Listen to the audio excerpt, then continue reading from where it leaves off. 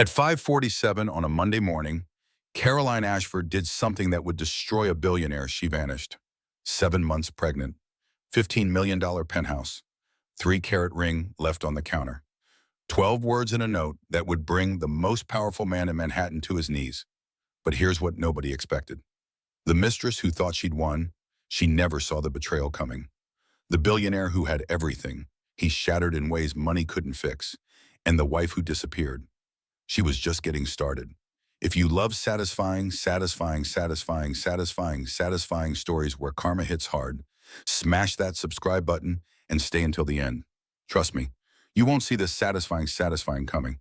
Have you ever wondered what it takes to vanish into thin air, to walk away from a $15 million penthouse, a billionaire husband, and the life everyone dreams of? Caroline Ashford did exactly that, and at 5:47 on a Monday morning in early spring, 7 months pregnant, carrying nothing but a single suitcase and a secret she had been planning for 18 months. She stepped through the gilded lobby doors of the Manhattan Tower she had called home for 6 years. The doorman, Marcus, held the door with his customary professionalism. He had worked this building for 12 years and had seen hundreds of residents come and go. But something about Mrs. Blackwell this morning made him pause. "Have a good trip, Mrs. Blackwell, son." "Amigo," he said, his tone warm with the familiarity of countless morning greetings. Carolyn turned back, offering him a small, sad smile that he would remember for years to come. Her hand rested on her swollen belly, protective and gentle. "Thank you for everything, Marcus, for all of it." Something in her voice made him want to ask questions. But before he could speak, she was sliding into a waiting taxi, the yellow cab pulling away from the curb and merging into the sparse pre-dawn traffic. Marcus watched until the taillights disappeared around the corner. He would tell police later that she had seemed calm, too calm, like someone who had already made peace with an impossible decision. But here is what nobody expected. The mistress who thought she had won. She never imagined what would happen next. The billionaire who had everything. He broke down in ways money could not fix. And the wife who disappeared. She was about to prove that sometimes the bravest thing you can do is save yourself. This is the story of a woman who knew her worth, a man who learned too late, and a mistress who played a game she could not win. Stay with me, because this story will change how you see courage forever. 2 hours later, William Blackwell reached across the king-size bed, his hands seeking the warmth of his wife's body in that unconscious gesture of morning routine. His fingers found only cold Egyptian cotton sheets, expensive and empty. He sat up slowly, frowning. In 6 years of marriage, Carolyn had never failed to be there when he woke. She was as reliable as the sunrise, always present, always prepared, always perfect. "Caroline," his voice echoed through the master suite, swallowed by the high ceilings and designer furniture. Nothing, not even the sound of water running or coffee brewing. William rose, pulling on his robe, walking through the penthouse with growing unease. The master bathroom was empty, pristine, untouched, but her toothbrush was missing from its holder, a detail so small it sent ice down his spine. In her closet, everything appeared perfectly organized. Designer dresses hung in color-coded rows. Shoes were arranged by heel height.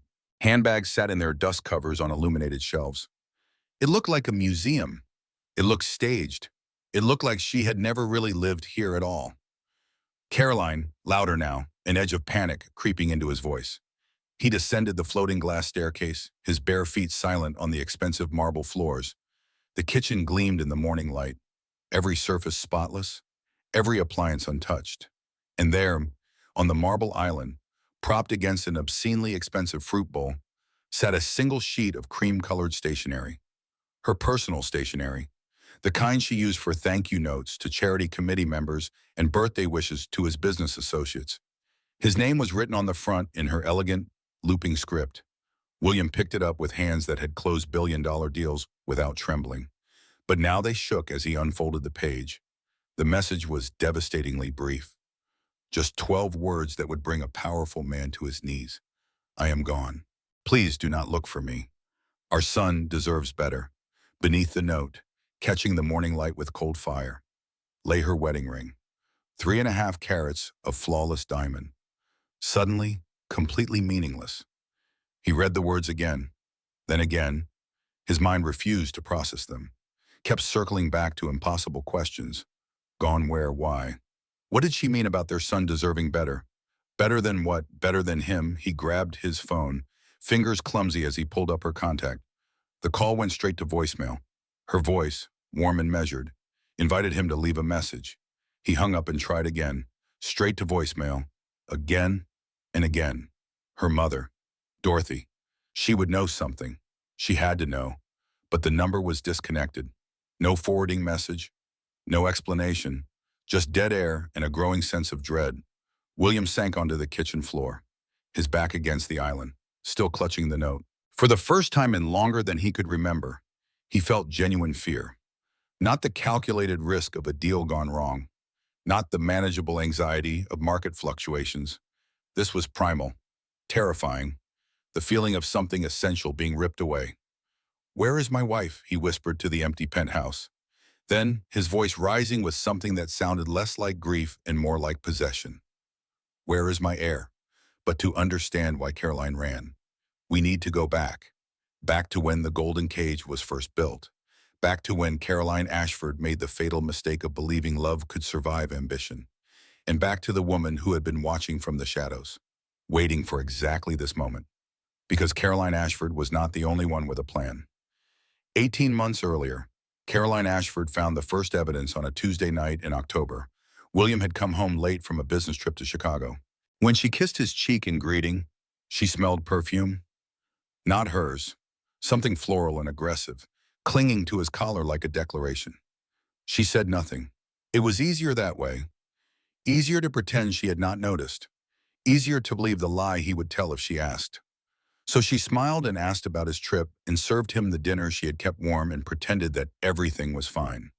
3 weeks later, she found a receipt in his jacket pocket while taking his suits to the dry cleaner. The Parker Hotel, the same night he had claimed to be in meetings until midnight. She said nothing.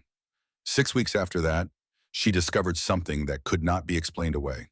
A single earring on her pillow, emerald green, expensive, deliberately placed where she would find it. It was a message, a declaration of war from someone who wanted Caroline to know she had already lost. And still, she said nothing, because by then, Caroline Ashford had stopped caring enough to fight. The fire that had once burned inside her, the passion that had made her a fierce advocate for justice, had been slowly extinguished by years of neglect. That was the thing about emotional erosion. It happened so slowly you did not notice until you were already gone. The woman who had once argued cases in Brooklyn courtrooms, defending families who could not afford lawyers, fighting landlords and corporations with nothing but determination, had become a ghost in designer maternity wear. She attended charity luncheons. She organized dinner parties. She smiled for photographs. And with each passing day, she became less and less herself. But everything changed on a Thursday evening in December. William was in his study, the door slightly ajar. Carolyn had come down from the bedroom to tell him dinner was ready. She was 6 months pregnant, tired, her back aching from carrying the weight of a baby in a failing marriage. She heard his voice through the gap and stopped.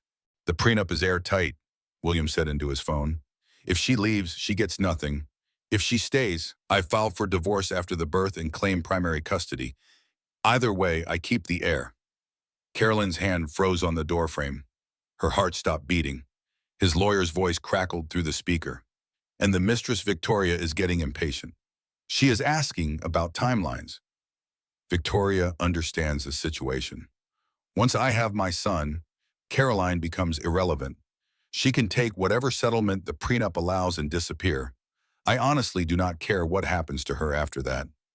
Caroline backed away silently, each step careful and deliberate.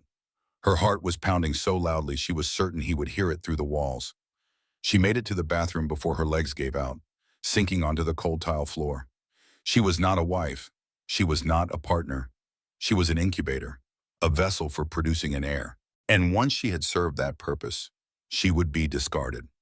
That night, while William slept peacefully beside her, oblivious to the world he had just destroyed, Caroline pulled out a legal pad from her law school days. The pad was worn, familiar, a relic from the woman she used to be. at the top of the page, in careful handwriting.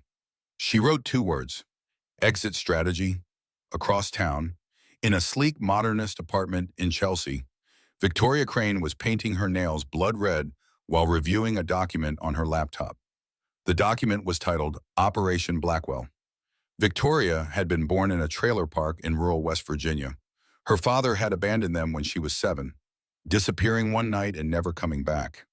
Her mother had worked 3 jobs to keep food on the table, aging 20 years in a decade, dying exhausted and broken at 52. Victoria had been 16 when she buried her mother. She had stood at the graveside and made herself a promise. She would never be poor again. She would never be powerless again. She would claw her way out of poverty if it killed her. And she would never, ever let anyone treat her the way life had treated her mother. Now, at 29, she was an interior designer with a growing client list among Manhattan's elite. She had the right clothes, the right address, the right connections, but she wanted more. William Blackwell was not just a man to her. He was the ultimate acquisition, the final piece that would cement her transformation from trailer park trash to Manhattan royalty. Her timeline was methodical, organized like a military campaign. Week 1 schedule. William's meetings to conflict with Caroline's doctor appointments. Make her feel abandoned. Week 4, leave personal items at the penthouse. Let her find them. Watch her say nothing. Week 8, gallery opening. Green dress. Photographers. Make sure they capture the intimacy. Week 12, leak story about marriage troubles to gossip columnists. Every queen needs to be dethroned, Victoria murmured to herself, admiring her fresh manicure. What Victoria did not know was that the throne she was fighting for was already empty. Caroline had already decided to abdicate. She was not going to fight for a man who saw her as property. She was going to disappear. Over the next 18 months, Caroline executed her escape plan with the precision of the lawyer she had once been. She withdrew $500 cash every day from ATMs, hiding the money in places William would never look. She opened a secret bank account under her maiden name at a small branch in Brooklyn.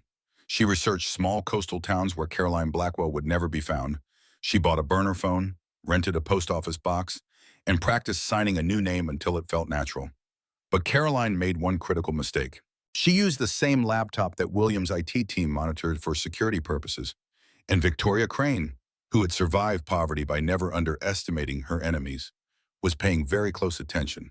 The escape began flawlessly, every detail falling into place exactly as Caroline had planned. At 4:30 in the morning, she slipped out of the penthouse while William snored softly in their bed. She moved through the darkness like a ghost, carrying only the suitcase she had packed weeks ago and hidden in the back of her closet. She took a taxi to Port Authority bus terminal, paid cash for a ticket to Chicago, and boarded the 547 Greyhound heading west. The terminal was quiet at that hour, populated only by tired travelers and the occasional security guard.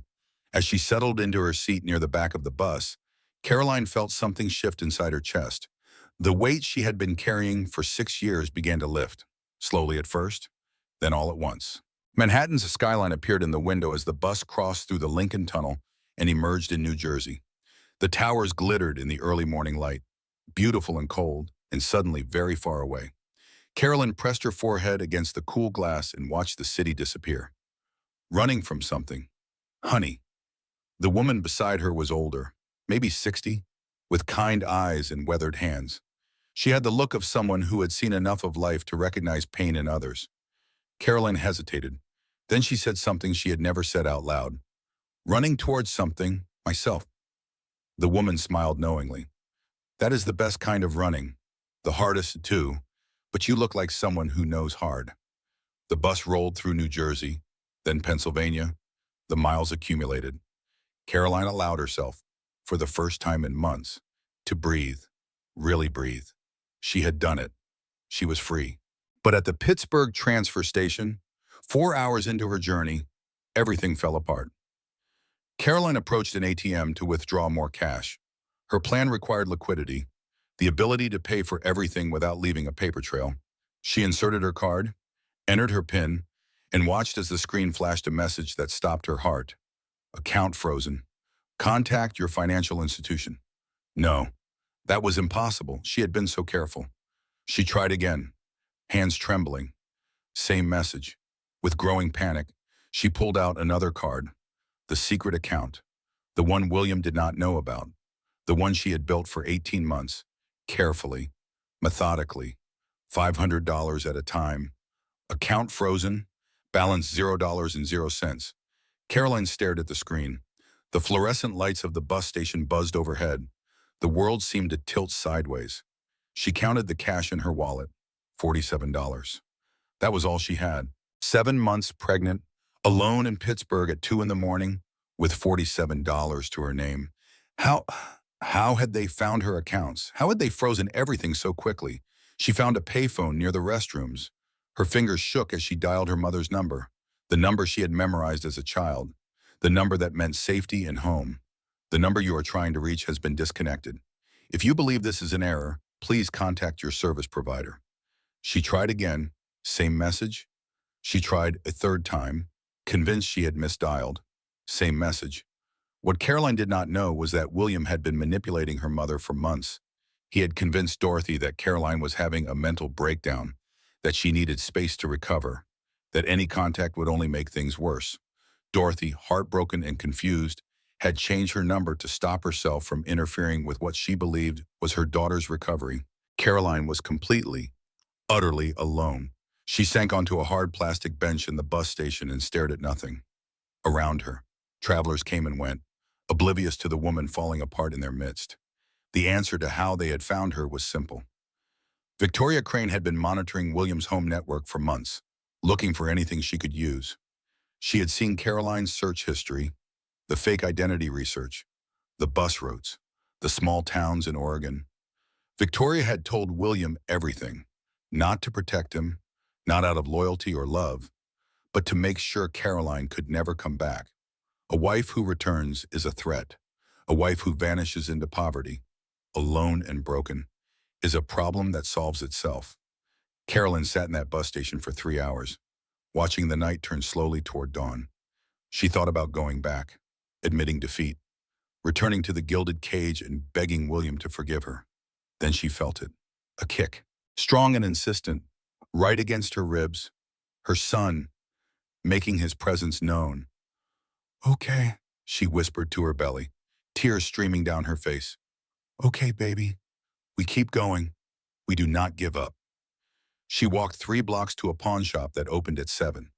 The wedding ring was gone, left on the kitchen counter, but she still wore a watch William had given her for their 3rd anniversary. White gold, diamond bezel, worth $15,000 retail. The pawn shop owner examined it with a jeweler's loupe, taking his time. Then he offered her $200. It was robbery. Caroline knew it, but she had no leverage, no options, no time to negotiate. She took the money. At the bus station, she bought the cheapest ticket heading west. Not Chicago anymore. That was too predictable. The first place William's people would look. Instead, she chose Reno, Nevada. From there, she would figure out her next move. As the bus pulled away from Pittsburgh, Caroline pressed her forehead against the cold window and made herself a promise. They had taken her money. They had taken her support system. They had taken everything they could take. But they had not taken her. They had not taken her son. And they would not. Not ever. 2,000 miles away. Victoria Crane smiled at her phone screen, watching a GPS dot move slowly westward. Phase 1 complete, she murmured to herself. Now comes the fun part, breaking her completely. 3 weeks later, Caroline stood behind the counter of a small bookstore in Astoria, Oregon, helping a customer find a mystery novel. She had made it, against all odds. Despite everything that had been thrown at her, she had made it. The journey from Reno had been brutal. She had changed buses 4 times, always paying cash, always watching over her shoulder. She slept in stations and ate vending machine food and tried not to think about what would happen if her body gave out before she found safety. In Portland, she had found a rideshare heading north to the coast. The driver, a retired teacher named Sandra, had taken one look at Caroline's exhausted face and pregnant belly and refused to accept payment. "You look like someone who needs a break," Sandra had said. "Consider this my good deed for the decade." In Astoria, she had found Margaret Sullivan. Margaret was 71 years old, silver-haired, sharp-eyed, and the owner of Sullivan and Daughter Books. The daughter had moved to Seattle years ago, but Margaret kept the name out of stubbornness and sentiment. She had also been a family court judge for 30 years before retiring to run the bookstore her late husband had dreamed of opening. Margaret had taken one look at Caroline standing in her doorway, 8 months pregnant and clearly running from something terrible, and said 5 words that changed everything. "I have a spare room? You do not even know me," Caroline had protested. "I could be anyone. I could be dangerous. Honey, I spent 30 years looking at people and figuring out who they really are. You are not dangerous. You are desperate. And in my experience, desperate women running from something are usually running from someone who deserves to be run from." Now Carolyn worked the register, stocked shelves, and slept in a tiny apartment above the store. It was barely 400 square feet, with a mattress on the floor and a hot plate in the corner. It was the most beautiful place she had ever lived. She used the name Anna Mercer, an identity she had purchased from a man in Reno who sold fake documents to desperate people. The transaction had taken her last $100, but it was worth it. Caroline Blackwell could not exist anymore. Anna Mercer could start fresh. The coastal town embraced her cautiously. People noticed her accent, her pregnancy, the way she tensed when strangers asked personal questions. They noticed the expensive watch tan line on her wrist and the way she sometimes forgot to respond to her new name. But they gave her space. Small towns have their own code of honor. "Small towns are interesting," Margaret explained one afternoon over tea. "We are all in each other's business, but we also know when to mind our own. You are clearly running from something, but you are also clearly not a threat. That is enough for most folks around here." Caroline began to believe she might actually survive this. Then Thomas Garrett walked into the bookstore. He was 36 years old, broad-shouldered and kind-eyed. A carpenter who built custom furniture and raised his 8-year-old daughter Lily alone since his wife Sarah had died of cancer 2 years ago. He came in on a Wednesday morning to fix a leaky pipe in the back room. The pipe had been leaking for months, but Margaret had not bothered to call anyone until she saw the way Caroline flinched when men raised their voices on the street. Thomas was quiet, gentle, the kind of man who filled a room without dominating it. "You must be the new employee Margaret mentioned," he said, offering his hand. "I am Thomas. I fix things around here." "Anna," Carolyn said, shaking his hand. "I am still learning my way around." 3 days later, Thomas came back to check on the pipe. A week after that, he brought his daughter Lily to meet the nice lady who works at the bookstore. Lily was 8 years old, all knees and elbows and wild red hair. She had her father's eyes and her mother's stubborn chin. She brought Caroline cookies she had made herself, slightly burned around the edges and absolutely perfect. "Daddy says you are growing a baby," Lily said, staring at Caroline's belly with open curiosity. "Does it hurt?" "Sometimes," Caroline admitted, "but mostly it just feels like a miracle." A week later, Thomas arrived at the bookstore carrying something wrapped in a moving blanket. He unwrapped it to reveal a handmade cradle, carved from reclaimed oak, sanded smooth as silk. "Every baby deserves a handmade welcome," he said, his ears turning slightly pink. "I had some extra wood lying around." For the first time in years, Carolyn felt something that might have been hope, but 2,000 miles away. Victoria Crane was watching a dot on her phone screen. The GPS tracker she had hidden in Caroline's insulin case during a visit to the penthouse months ago was still transmitting. "Astoria, Oregon," Victoria told William as they lay in Caroline's bed, in Caroline's sheets, in the life Caroline had fled. "She has been there for 3 weeks. She has a job, an apartment, a routine."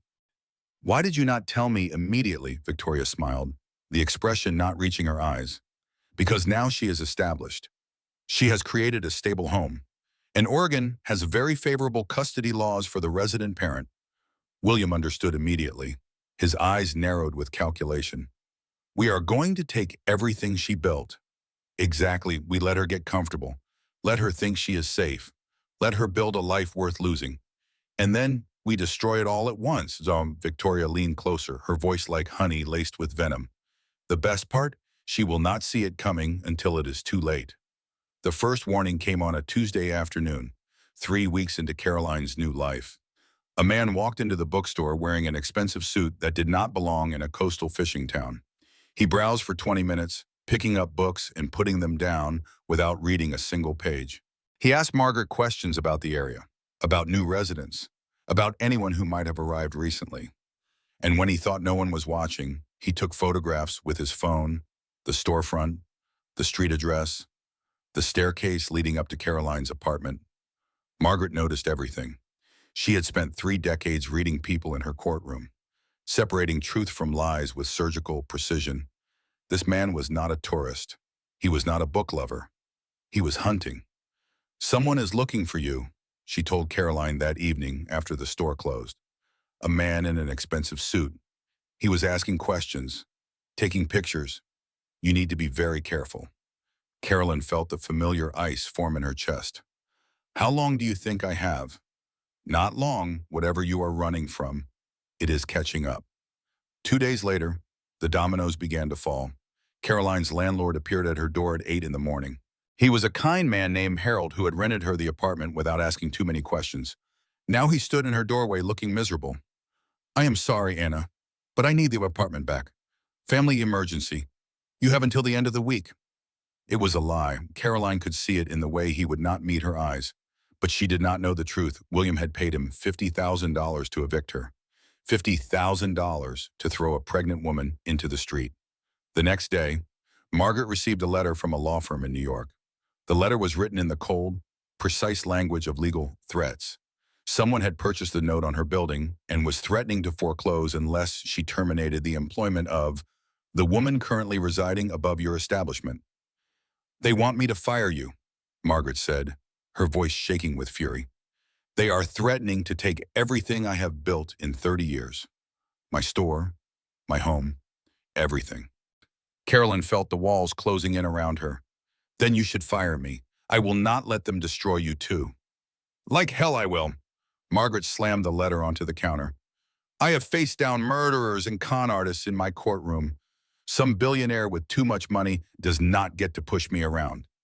But the pressure continued, relentless and methodical. The free clinic where Caroline received prenatal care suddenly could not see her anymore. Insurance issues, they claimed. The grocery store manager apologized profusely but said he could not accept her business. Corporate policy. The library revoked her card. The community center refused to let her join the prenatal yoga class. One by one, every support system she had built was purchased and removed. William was not just hunting her, he was erasing her from existence. Then came the phone call that shattered everything. Caroline's burner phone rang at 9 in the evening. She expected Thomas, who had been calling to check on her every night.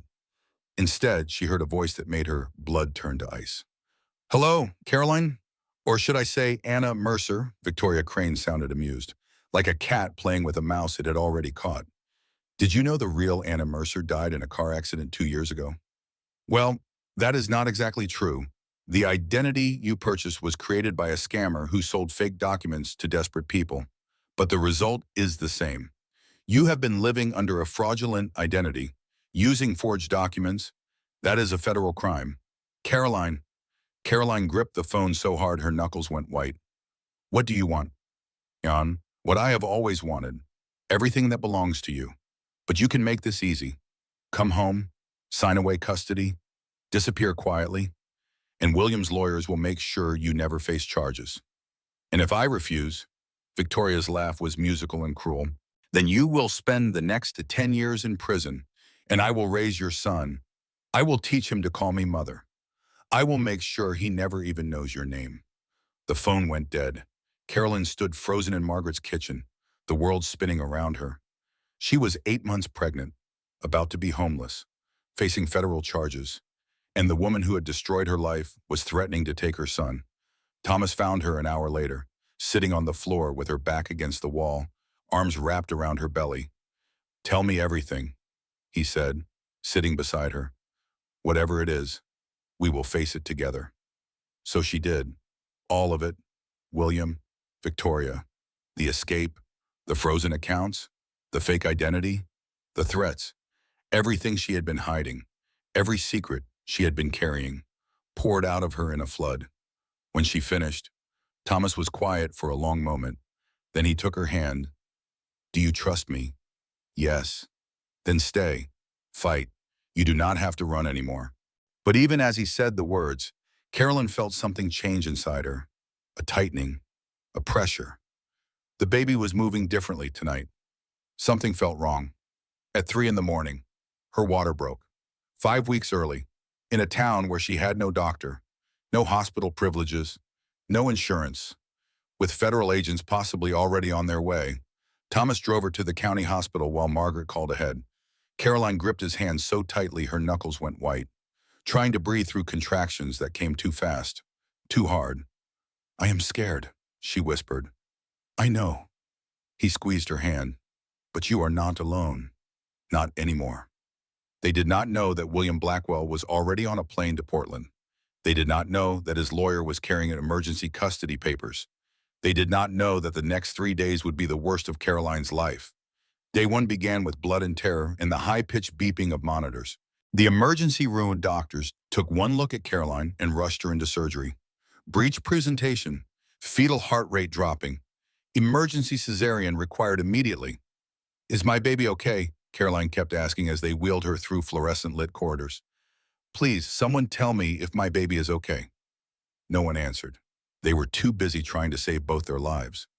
Caroline was awake for the surgery, a curtain separating her from the violence being done to her body. She felt pressure, tugging, the strange sensation of being opened while remaining conscious. She gripped the hand of a nurse whose name she did not know. Then she heard it, a cry, thin and weak, but unmistakably alive. "It is a Bari," the doctor announced, but his voice was wrong, too serious, too careful. "There is a problem with his heart," the doctor continued, "a congenital defect called tetralogy of Fallot. He needs surgery within 48 hours, or he will not survive." Caroline was still processing those words, still trying to understand what they meant, when William Blackwell walked into her hospital room. He looked older than she remembered, harder.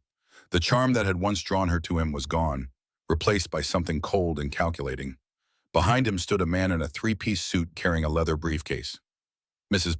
Blackwell," the lawyer said. His voice was smooth and professional, the voice of a man who destroyed lives for a living. "I am Charles Whitmore. We have emergency custody papers signed by a judge in New York. Your son requires specialized cardiac surgery. Mr. Blackwell is prepared to ensure he receives the best care available at Mount Sinai." "You cannot take him." Caroline's voice was barely a whisper. She was still bleeding from surgery, still connected to IVs, still trying to understand how her world had collapsed so completely. "He is my son. You cannot take my son. We already have a court order." Whitmore placed the papers on her bedside table. "The child will be transported to New York within the hour. If you attempt to interfere, you will be arrested." Caroline watched helplessly as strangers in scrubs wheeled her son away.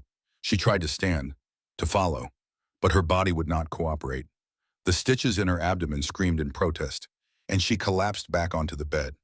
William paused at the door, looking back at her. There was no triumph in his expression, no satisfaction, just cold, efficient possession. "I told you, he said. "The heir stays with me." Day two was worse. While her son lay in the NICU of a hospital in New York, with tubes and wires connected to his tiny body, William's lawyers were building their case for permanent custody. Charles Whitmore presented the hospital in Oregon with Caroline's medical records, her history of clinical depression after a miscarriage 4 years ago. The miscarriage William had dismissed as inconvenient timing, refusing to attend the memorial service because he had meetings.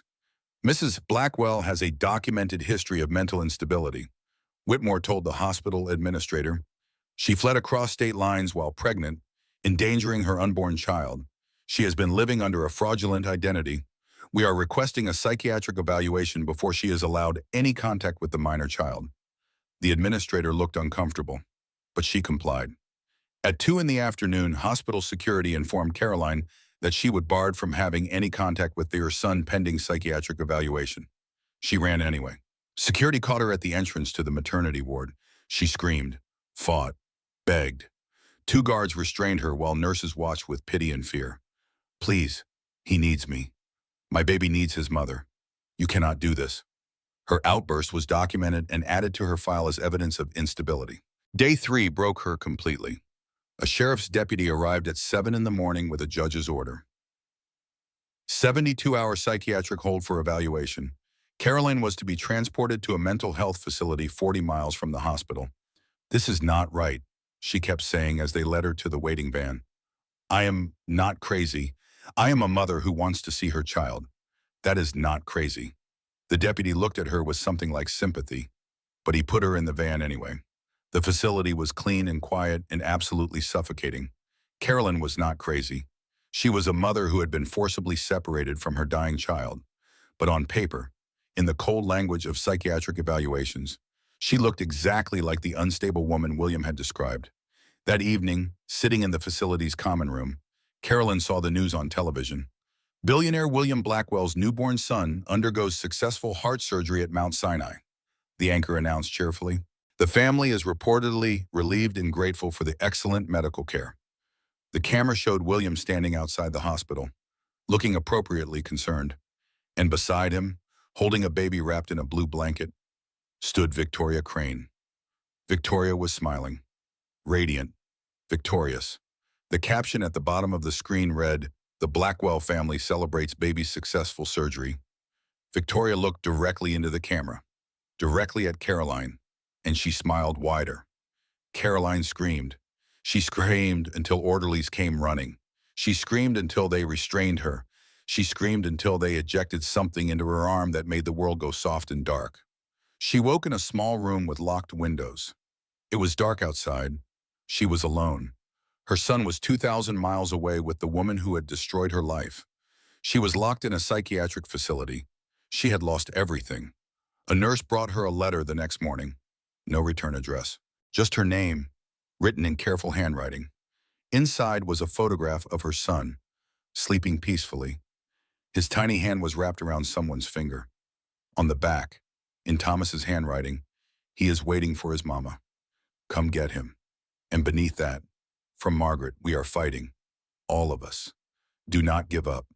Caroline pressed the photograph to her chest and cried until morning. They thought they had broken her.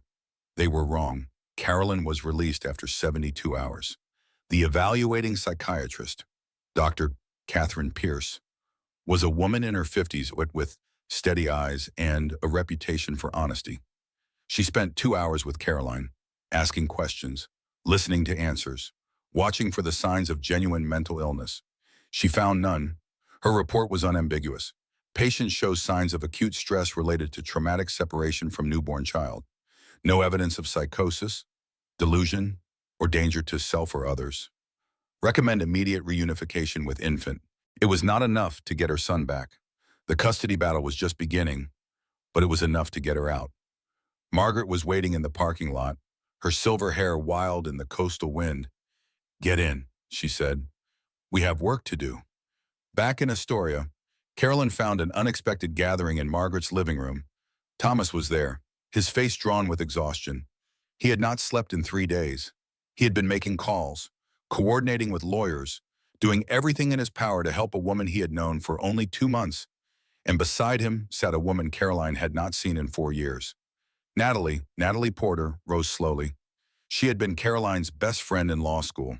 They had studied together, dreamed together, planned futures that had never quite materialized.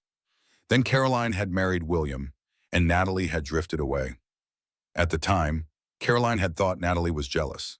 Now she understood the truth. Victoria had systematically isolated Caroline from everyone who might have helped her see what was happening. "I know what I did," Natalie said, her voice thick with shame. "I let Victoria manipulate me.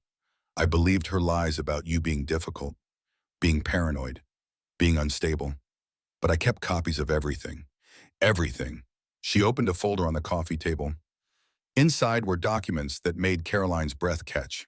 Bank statements showing William's offshore accounts, tax returns that did not match his reported income, recordings of conversations between William and Victoria, captured through a phone Natalie had accidentally left recording, and a single piece of paper that changed everything. "The real Anna Mercer never existed," Natalie explained.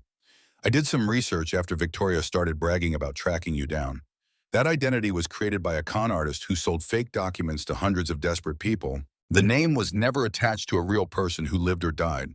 You did not steal anyone's identity. You were also a victim of fraud." Margaret was already reaching for her phone. "I still have contacts in the Oregon judiciary. The custody order was issued by a New York court, but your son was born here. That gives us jurisdiction to challenge. Can we actually win? Caroline asked. She was afraid to hope. We have evidence of fraud, tax evasion, witness tampering, and a coordinated campaign to separate a mother from her newborn child. The federal charges against you can be dismissed because the identity was fake to begin with. Yes, Caroline, we can win. The next 2 weeks were a blur of legal filings, midnight strategy sessions, and desperate hope. Margaret came out of retirement to represent Caroline pro bono. She filed emergency motions in Oregon Family Court.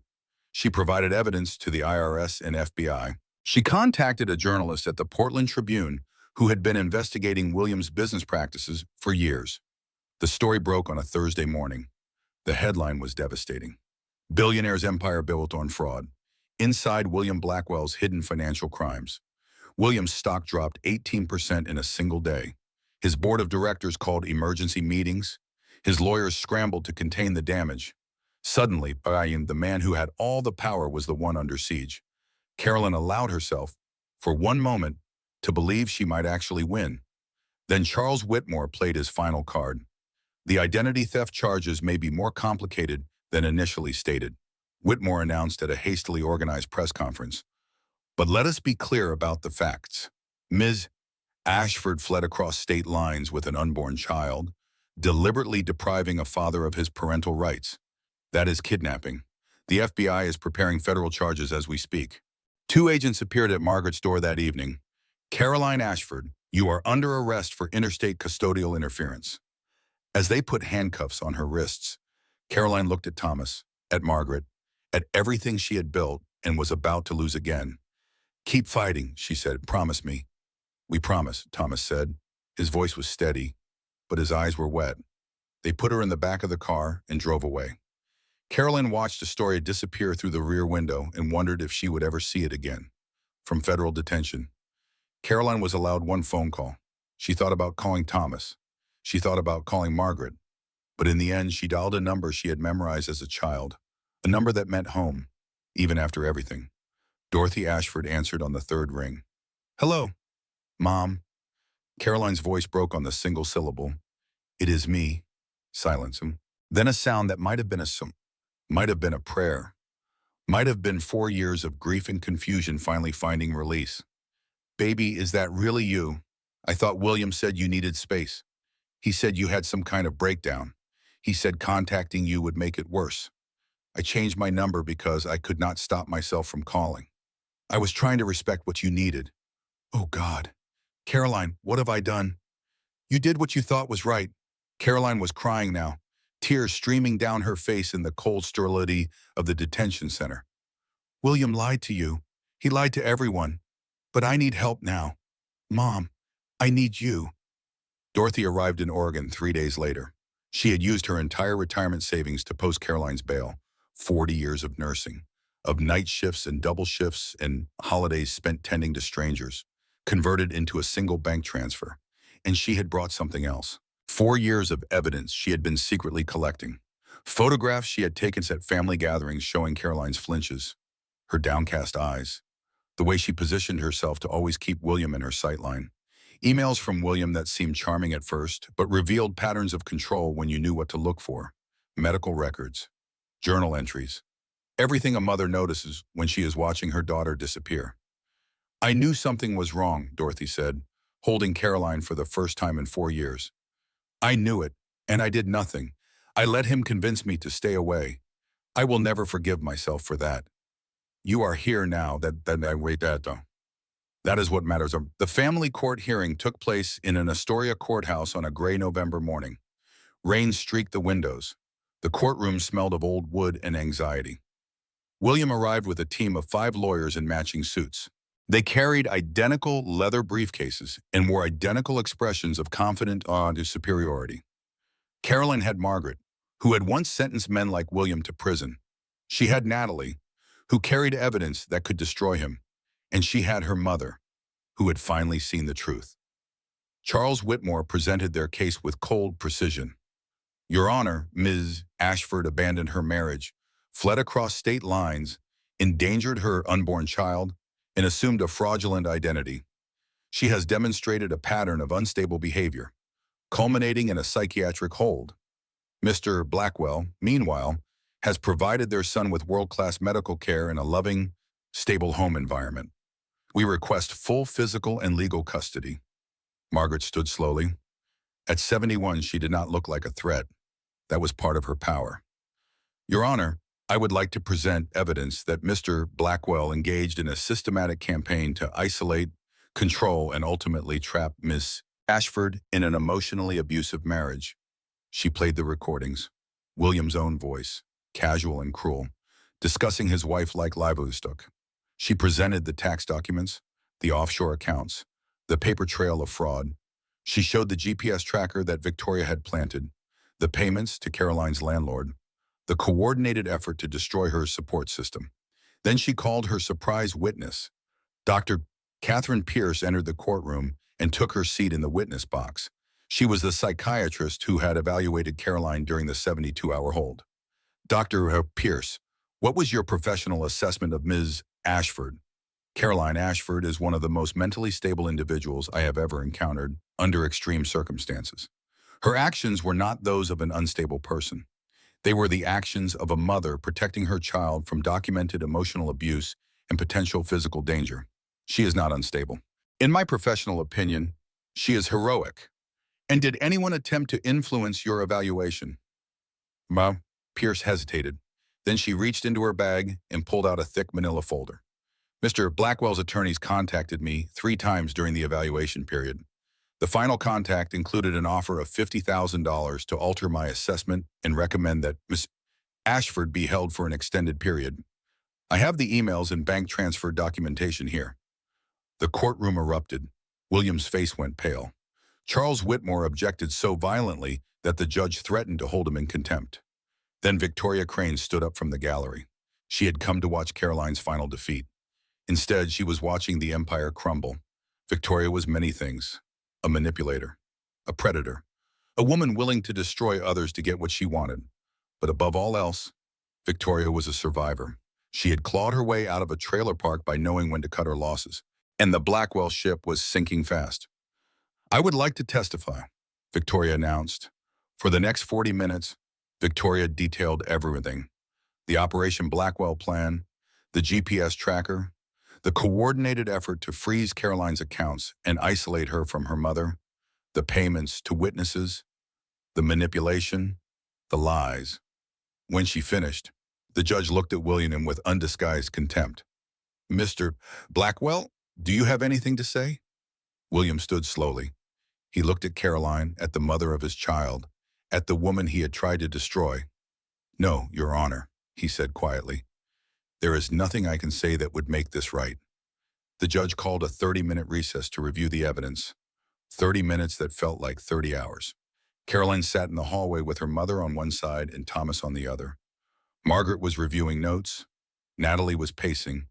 The fluorescent lights buzzed overhead. Whatever happens, Thomas said, you are not alone. You will never be alone again. I know, Caroline squeezed his hand. That is the difference between now and before. I finally know what it feels like to have people who show up. When court reconvened, the judge took her seat and studied the documents before her for a long moment. Then she looked up at William. Mr. Blackwell, this court has reviewed extensive evidence of fraud, witness tampering, attempted bribery, and a coordinated campaign to deprive a mother of her parental rights. Before I issue my ruling, do you have anything to say? Charles Whitmore started to rise, but William stopped him with a gesture. I would like to address the court, Your Honor. He stood slowly, looking nothing like the powerful billionaire who had walked in that morning. He looked tired, defeated, and for the first time, perhaps genuinely reflective. I built my life around acquisition, he said quietly. Properties, companies, people. I saw everything as something to be owned, controlled, possessed, including my wife, including my son. He turned to look at Caroline. You were never a person to me. You were an asset, a beautiful, accomplished asset that made me look good and would eventually produce an heir. When you started to have your own thoughts, your own needs, your own identity, I saw that as a threat, not because of anything you did, but because I could not control it. The courtroom was absolutely silent. My lawyers told me I could still win this case, that the psychiatric hold and the identity issues would be enough to take custody permanently. They told me you would never see our son again. His voice cracked. But standing here, looking at what I have done, what I have become, I do not want to be the man who wins this case. I do not want my son to grow up and learn that his father destroyed his mother to possess him. He looked at the judge. I am not withdrawing my petition entirely. I would like to remain part of my son's life, if Caroline will allow it. But I am asking this court to grant primary custody to her. She is his mother. She protected him when I would have turned him into a trophy. She deserves to raise him. Carolyn stared at him. After everything, the manipulation, the cruelty, the terror of those 3 days, she had not expected this. This does not erase what you did, she said. Her voice was steady. Nothing will erase it. I know, but maybe I can build something different from here. Maybe I can become someone my son would not be ashamed of. The judge took another hour to deliberate. When she returned, her ruling was comprehensive. Full physical and legal custody granted to Carolyn Ashford. William Blackwell granted supervised visitation only, to be reviewed after 1 year of completed parenting classes and individual therapy. Child support of $12,000 monthly, to be held in trust for the child's future. Victoria Crane referred to the district attorney for charges of conspiracy, fraud, and witness tampering. Charles Whitmore referred to the State Bar Association for ethics violations, including attempted bribery of a medical professional. This court is also forwarding evidence of tax fraud and obstruction of justice to federal authorities, the judge concluded. Mr. Blackwell, I strongly suggest you retain qualified criminal defense counsel. Carolyn sat frozen as the words washed over her. After months of terror, weeks of fighting, days of thinking she had lost everything, it was over. She had won. Thomas was waiting outside the courtroom doors, and in his arms, flown in that morning on a chartered plane that Margaret had somehow arranged, was a baby boy wrapped in a soft blue blanket. Daniel, her son, named for her grandfather. A quiet man who had taught her that strength did not mean never falling down, it meant always getting back up. Someone wants to see his mama, Thomas said. Caroline took her son in her arms for the first time since the hospital. He was so small, so perfect. His eyes blinked open, unfocused, trusting. Hi, baby, she whispered, tears streaming down her face. I am so sorry it took so long, but we are together now, and no one will ever separate us again. Dorothy stood beside her, crying. Margaret was smiling, looking more satisfied than she had in years. Even Natalie was there, the friend who had been lost and found again. They had all shown up, every single one of them. That was what family meant. Carolyn realized. Not blood, not obligation, but the people who showed up when it mattered most. 2 years had passed since the trial that changed everything. Carolyn sat in her law office above Sullivan and Daughter books, reviewing case files for the afternoon. The office was small but bright, with windows overlooking the main street of Astoria and photographs of Daniel covering every available surface. Through the floor, she could hear Margaret reading a picture book to Daniel and Lily. Thomas was downstairs too, installing new bookshelves he had built over the weekend. The sound of his hammer was steady and reassuring, the rhythm of ordinary life. The office door opened. A young woman stepped in, maybe 28, with a bruised cheekbone hidden poorly beneath drugstore makeup. She clutched her purse like a lifeline. Are you the lawyer who helps people disappear? Caroline studied her for a moment. The woman had the look, the hunted expression, the way she positioned herself near the door, ready to run. I am the lawyer who helps people find themselves again. Caroline gestured to the chair across from her desk. Sit down. Tell me everything. The woman's name was Rachel. Her husband controlled the finances, monitored her phone, tracked her car, told her daily that no one would believe her if she tried to leave tea. She had a 3-year-old daughter and nowhere to go. It was a story Caroline knew by heart, because it had been her story too. The first thing you need to understand, Caroline said, is that you are not crazy. You are not overreacting. What he is doing to you is abuse, and you are not alone. She spent the next 2 hours walking Rachel through the same steps she had once walked herself. Bank accounts in her maiden name, cash withdrawals small enough not to trigger alerts, documentation of abuse for future custody proceedings, safe houses and shelter networks, the underground railroad of women helping women escape. What if he finds me? Rachel asked. Then you will have people who protect you. That is how this works. You save yourself, but you do not do it alone. And someday, when you are safe and strong, you will help the next woman who walks through that door. After Rachel left, Caroline sat at her desk and looked at the framed note on her wall. Cream-colored stationery, 12 words in elegant script. I am gone. Please do not look for me. Our son deserves better. It had been the bravest thing she ever wrote. The moment she chose herself. The first step on a road that had led her here. To this office, to this life, to the woman she had always been meant to become. In 2 years, she had helped 23 women start over. 23 women who had walked through her door desperate and walked out with a plan. Some she heard from regularly. Others vanished into new lives. And that was okay. That was the point. The office phone rang. It was Thomas. Margaret says dinner is ready. Also, Daniel just took his first steps without holding on to anything. I am coming right now. She grabbed her jacket and headed downstairs. The bookstore was warm and smelled of old paper and Margaret's famous beef stew. Daniel was standing in the children's section, wobbling slightly, grinning with pride. Mama.